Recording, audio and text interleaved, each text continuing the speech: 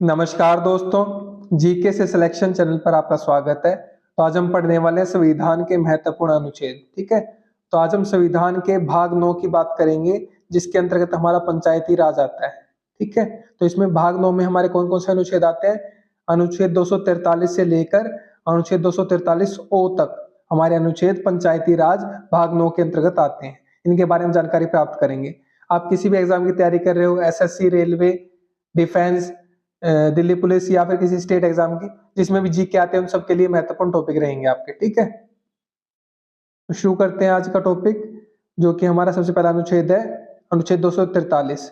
अनुच्छेद 243 में परिभाषाएं दी गई हैं। परिभाषाएं किस चीज की दी गई हैं? इस अनुच्छेद में पंचायत व्यवस्था और संबंधित शब्दों की परिभाषा दी गई है। ठीक है, अनुच्छेद 243 में। अब देखते हैं अनुच्छेद 243 ए क्या कहता है। 243 ए में ग्राम सभा के बारे में बताया गया है। हर पंचायत क्षेत्र में एक ग्राम सभा होगी। ठीक है, ये अनुच्छेद 243 हमें बताता है। बात करते हैं अनुच्छेद 243 बी की। 243 बी क्या कहता है? हमारा पंचायतों के गठन की बात करता है। राज्य में पंचायतों का गठन 3 स्तरों पर किया जाएगा: ग्राम, ब्लॉक और जिला। ये 3 स्तरों पर हमारे राज्य में पंचायतों का गठन किया जाएगा। इस बारे में हमारा अनुच्छेद 243 भी हमें बताता है। ठीक है, अब बात करते हैं अनुच्छेद 243 सी की। अनुच्छेद 243 सी क्या कहता है? पंचायतों की संरचना कैसी होगी। ठीक है, पंचायतों की संरचना और सदस्य संख्या राज्य के कानून से तय होगी। ये हमें अनुच्छेद 243 सी बताता है पंचायतों की संरचना के बारे में। अब बात करते हैं अनुच्छेद 243 डी के बारे में, सीटों का आरक्षण। ठीक है, अनुसूचित जातियों, जनजातियों और महिलाओं के लिए सीटों का आरक्षण किया जाएगा। तो जो पंचायती राज है उसमें हमारी जो भी पिछड़ी जातियां, हमारी अनुसूचित जातियां, जनजातियां और महिला, उनके लिए सीटों का आरक्षण किया जाएगा। ठीक है, कि वही उन सीटों पर चुनाव लड़ सके। तो अनुच्छेद 243 डी में बताता है। अब बात करते हैं अनुच्छेद 243 सी के बारे में, पंचायतों की अवधि इत्यादि के बारे में बताता है, समय के बारे में बताता है। पंचायतों का कार्यकाल 5 साल का होगा।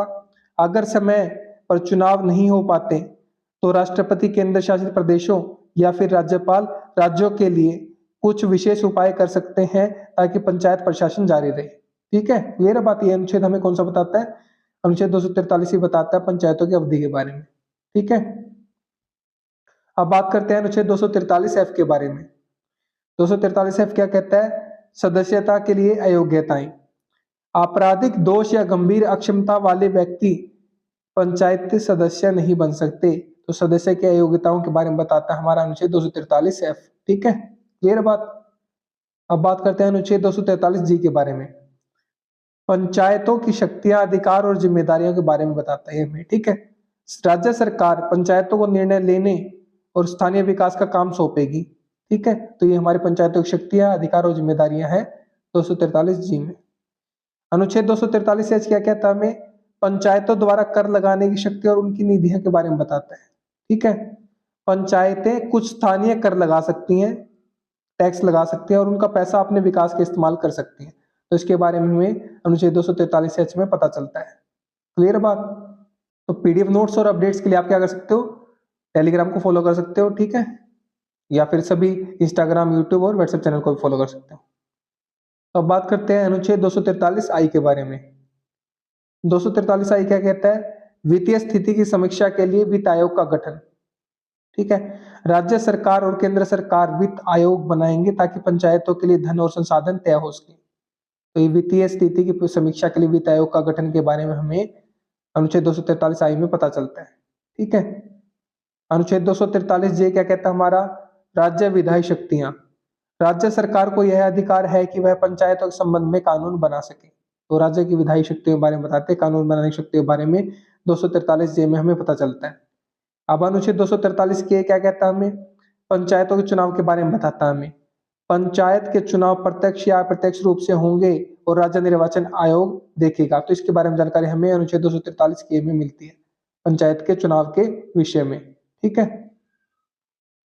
अब बात करते हैं अनुच्छेद 243 एल के बारे में, केंद्र शासित प्रदेशों पर लागू। कुछ केंद्र शासित प्रदेशों में भी पंचायती व्यवस्था लागू होगी। इसके बारे में अनुच्छेद 243 एल हमें बताता है।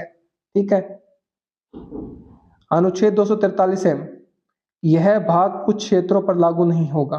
ठीक है, तो जो हमारा पंचायतों वाला भाग है कुछ क्षेत्रों पर लागू नहीं होगा। कुछ खास जगहों पर पंचायत व्यवस्था नहीं होगी। तो इसके बारे में हमें अनुच्छेद 243 एम में पता चलता है। ठीक है, अब बात करते हैं अनुच्छेद 243 एन की। पंचायतों के 7 राज्यों का नियंत्रण। राज्य सरकार पंचायतों के कामकाज की निगरानी और नियंत्रण कर सकती है। तो ये अनुच्छेद 243 एन हमें बताता है कि पंचायतों 7 राज्यों का नियंत्रण रहेगा। ठीक है, अब बात करते हैं अनुच्छेद 243 ओ के बारे में।